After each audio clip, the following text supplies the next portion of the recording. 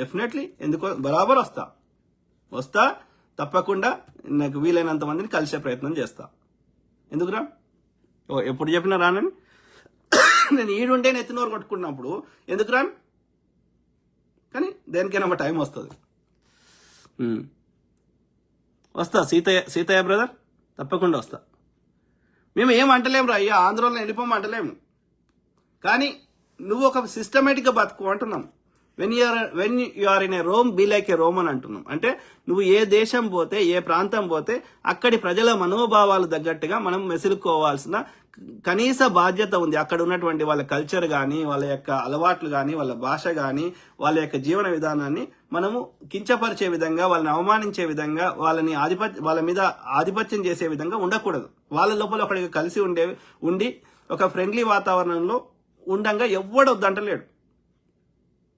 మీరు కూడా అభివృద్ధి కాండి, మీరు కూడా హైదరాబాద్ లాంటి నగరాన్ని నిర్మించుకోండి.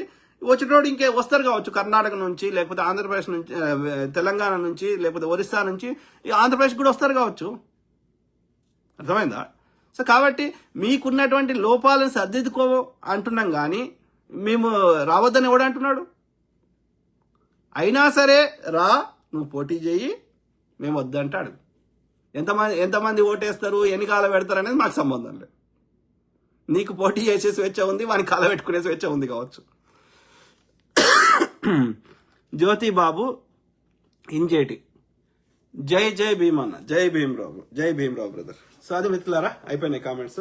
ఐ కీప్ టాకింగ్, మాట్లాడుతూనే ఉంటా, ప్రతి అంశం మీద అవగాహన చేస్తా, అట్లనే మీ తరఫున వాయిస్ ఇస్తా. ఓకే, సో అందరు బాగుండాలి, అందులో మనం ఉండాలి. తప్పకుండా మనము అన్యాయాన్ని ఎదిరిద్దాం. ఓకే, అందరం బాగుపడదాం. ఓకే, కొందరు ఈ వ్యవస్థలలో ఒక ఆధిపత్య కులాలు లేదంటే కొంతమందే బాగుపడే విధంగా మిగతా వాళ్ళందరి ప్రాణాలు కాదు, వాళ్ళకి ఆస్తులు కాదు, వాళ్ళది కాదు అన్నట్టుగా ప్రవర్తిస్తారు. కాబట్టి తప్పకుండా ప్రజలను చైతన్యం చేద్దాం. మనందరం కలిసి ఐకమత్యంగా పోరాటం చేద్దాం. అన్యాయానికి, యొక్క ఆధిపత్యానికి, వివక్షకి, దోపిడీకి వ్యతిరేకంగా అన్ని రిసోర్సెస్ అందరికీ సమానం, గౌరవమైన యొక్క సంపద అయినా ఏదైనా అందరికీ సమానంగా అందాలి. కాబట్టి అందుకోసం నిరంతరం పోరాటం చేద్దాం. ఓకే, సో కాబట్టి మీకు ఆ విషయాన్ని ఒక సామాన్యకు అర్థమయ్యే భాషలో చెప్పే ప్రయత్నం చేస్తా, అట్లనే మీ తరఫున వాయిస్ ఇస్తా. ఓకే, ఇంకా ఆచర్ల మనోహర్, ఆంధ్రప్రదేశ్లో వేరే స్టేట్ వాళ్ళను బ్రతకనిస్తలేరు, దానివల్ల వాళ్ళకే నష్టం బ్రదర్. వాళ్ళు మూర్ఖులు. ఇప్పుడు వాళ్ళు చేసినట్టు మనకు చేయడం పెద్ద పని, ఒక నలుగురు ఆంధ్రలో కాలబెట్టడు 2 నిమిషాల పని. కానీ దానివల్ల ఎంత నష్టం? మనకే నష్టం కాలబెడితే. ఎందుకని? వాళ్ళ ఆస్తులు నష్టం అయితే కావచ్చు వాళ్ళకి నలుగురికి, కానీ దానివల్ల ఏమవుతుంది? ఈ యొక్క హోస్టైల్ ఎన్వైరన్మెంట్ ఏర్పడుతుంది. అక్కడ వ్యాపారాలు పెట్టుకోవడానికి, ఇన్వెస్ట్మెంట్ పెట్టడానికి ఎవరు రావడానికి సిద్ధంగా ఉండరు. సో అభివృద్ధి జరగదు. ఇప్పుడు ఆంధ్రప్రదేశ్ నేను అరాచక ప్రదేశ్ ఎందుకంటున్నా?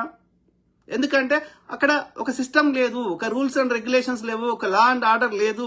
ఒక పెట్టుబడిదారుడు తన యొక్క కోట్ల పైసలు తీసుకుపోయి అక్కడ ఆంధ్రప్రదేశ్లో పెట్టడానికి రెడీ ఉండకపోతే ఆంధ్రప్రదేశ్ జనాలకి, అక్కడ చదువుకున్నోడికో, అక్కడ స్కిల్ ఉన్నోడికి, అక్కడ వానికి బతుకుదొరికి లేకపోతే వాడు హైదరాబాద్కో, చెన్నైకో, లేకపోతే బెంగళూరుకో, అమెరికాకో పారిపోవాల్సి వస్తుంది. సో ఆంధ్రప్రదేశ్ ఎన్నటికీ బాగుపడదు. ఆంధ్రప్రదేశ్ బడ్జెట్లు ఉండవు.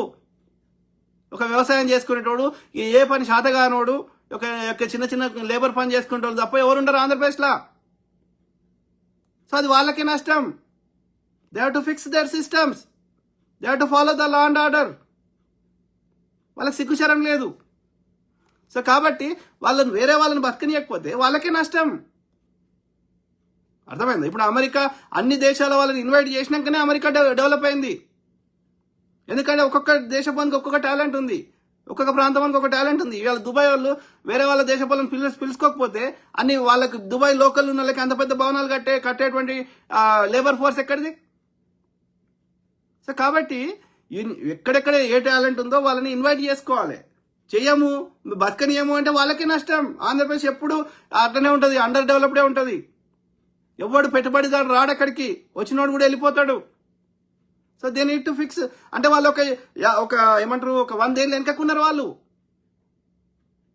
కొన్ని ఆధిపత్య కులాలు, కొన్ని కులాలే ఆధిపత్యం చేస్తాయి అంతే. మిగతా వాళ్ళందరూ ఒక భయంకరమైన దుర్మరమైన జీవితం గడుపుతారు ఏపీ యూపీలలో. So they need to fix their systems. Telangana ఎందుకు అట్రాక్టివ్గా ఉంది?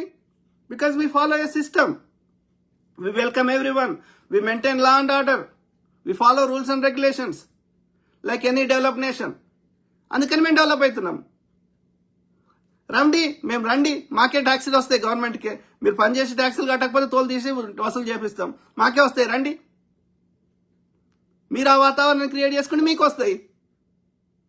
అది వాళ్ళకే నష్టం, వాళ్ళకి అర్థమవుతలేదు ఎడ్డినా కొడుకులకి. అంటే ఎంత అన్ఎడ్యుకేటెడ్ ఉన్నారు, వాళ్ళకి నష్టం జరుగుతుందని వాళ్ళు గ్రహించలేని స్థాయిలో ఉన్నారు. Lack of awareness, lack of education, lack of understanding of anything, because they are illiterate brutes, country brutes. So అది పరిస్థితి. ఈ నిజాన్ని అంగీకరించే దమ్ము లేక కొన్ని ఆధిపత్య కులాలు, కొన్ని దోసుకునే కొజ్జా కులాలు, ఓకే, కొన్ని ఏమంటారు నపుంసక ఈ అన్నాపాలటి సనాతనీలు, ఈ దోసుకునే మనువాదులు. సో వీళ్ళు ఇక వాళ్ళ యొక్క ఆధిపత్యాన్ని మేము క్వశ్చన్ చేస్తున్నాం, వాళ్ళ వివక్షను క్వశ్చన్ చేస్తున్నాం కాబట్టి మనని ఇష్టం ఉన్నట్టు నోరు వారేసుకుంటారు. మీరు ఎన్నన్నా వారేసుకోండి, మేము వాస్తవాలు ప్రజలకు చెప్తూనే ఉంటాం. మీరు తెలంగాణలో వచ్చి బతికితే ఒక తెలంగాణ వాళ్ళ బిడ్డల లెక్క ఉండకుండా ఇక్కడి ప్రజల్ని మీరు ఆంధ్రాలో చేసిన అరాచకం ఈడ చేస్తా అంటే ఈడైతే మీ ఏమేమి కాలబెట్టాలనో కాలబెట్టాల్సి వస్తుంది. ఆయన ఉన్నాయన్నీ సర్దుకొని పోవాల్సిన పరిస్థితి వస్తుంది. దాకా తెచ్చుకోండి. ఆంధ్రప్రదేశ్లో ఆ ఎడ్డి జనాలు బాగా మేల్కొంటారు అయ్యా, అక్కడ కూడా మీరు పోరాటం చేయండి. అర్థమైందా? సో ఎంతసేపు ఎన్నేళ్ళు ఆ యొక్క ఈ అరాచకాన్ని భరిస్తూ ఉంటారు. చుండూరు సంఘటన ఏమైంది? ఆంధ్రప్రదేశ్లో అయింది. ఆ యొక్క ఈ గుడిసెలు ఇందిరమ్మ ఈ పక్కా ఇల్లు కట్టియకపోతే ఈ వేల్మోల్ ఈ ఏమంటారు ఈ కమ్మోడు వీళ్ళందరూ వచ్చి ఎన్నిసార్లు కాలబెట్టారు గుడిసెలు.